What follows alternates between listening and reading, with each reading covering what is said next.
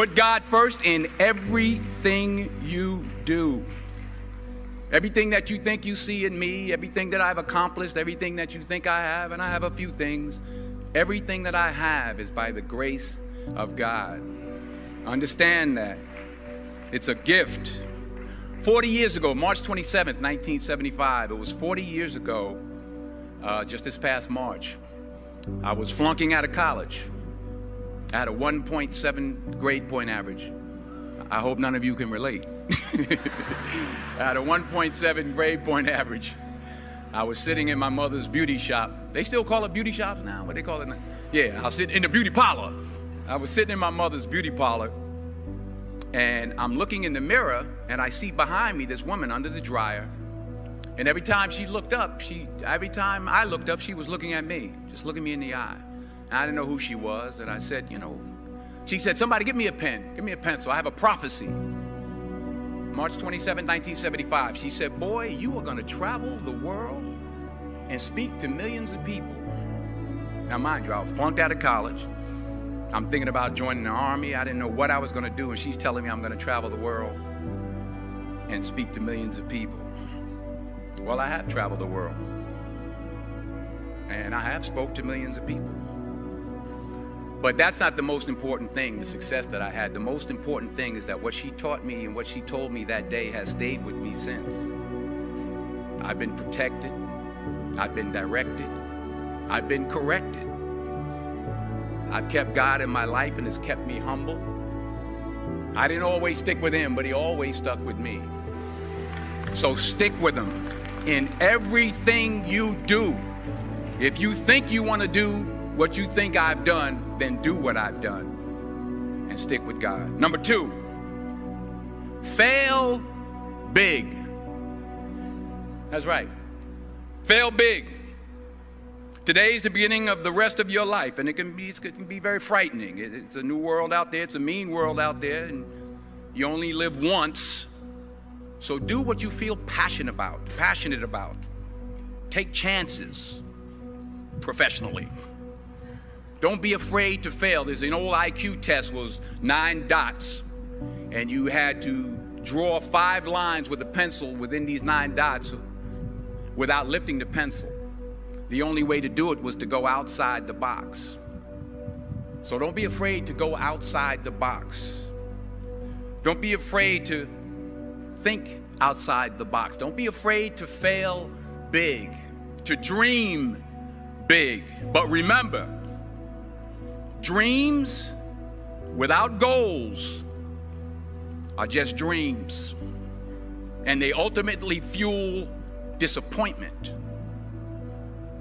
So have dreams, but have goals.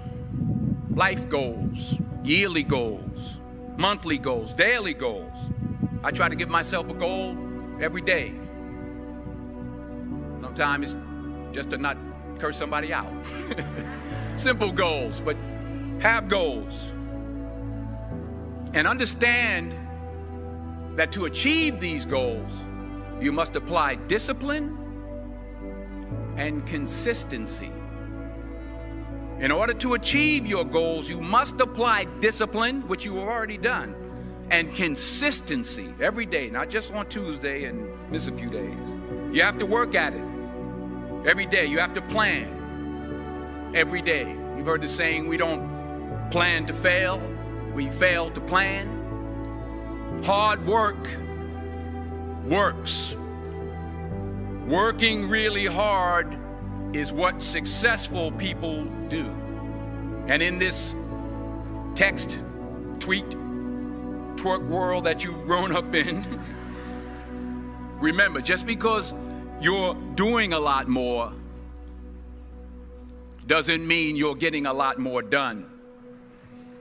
Remember that. Just because you're doing a lot more doesn't mean you're getting a lot more done. Don't confuse movement with progress. My mother told me, she said, yeah, because you can run in place all the time and never get anywhere. So continue to strive, continue to have goals, continue to progress. Number 3, You'll never see a U-Haul behind a hearse. I'll say it again. You'll never see a U-Haul behind a hearse. I don't care how much money you make, you can't take it with you. The Egyptians tried it. They got robbed. That's all they got. You can't take it with you. And it's not how much you have. It's what you do with what you have. We all have different talents. Some of you will be doctors, some lawyers, some scientists, some educators, some nurses, some teachers. Yeah, okay. Some preachers. The most selfish thing you can do in this world is help someone else. Why is it selfish? Because the gratification, the goodness that comes to you, the good feeling that I get from helping others, nothing's better than that. Well, one or two things, but nothing's better than that. Not jewelry, not big house I have, not the cars, but it's the joy. That's where the joy is, in helping others. That's where the success is, in helping others. Finally, I pray that you put your slippers way under the bed tonight, so that when you wake up in the morning, you have to get on your knees to reach them. And while you're down there, say thank you for grace. Thank you for mercy. Thank you for understanding. Thank you for wisdom. Thank you for parents. Thank you for love. Thank you for kindness. Thank you for humility. Thank you for peace. Thank you for prosperity. Say thank you in advance for what's already yours. That's how I live my life. That's why I am, one of the reasons why I am today. Say thank you in advance for what is already yours. True desire in the heart for anything good is God's proof to you, sent beforehand to indicate that it's yours already. I'll say it again. True desire in the heart, that itch that you have, whatever it is you want to do, that thing that you want to do to help others and to grow and to make money, that desire, that itch, that's God's proof to you, sent beforehand already to indicate that it's yours. And anything you want good, you can have. So claim it. Work hard to get it. When you get it, reach back. Pull someone else up. Each one, teach one.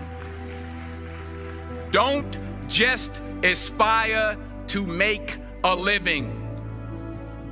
Aspire to make a difference.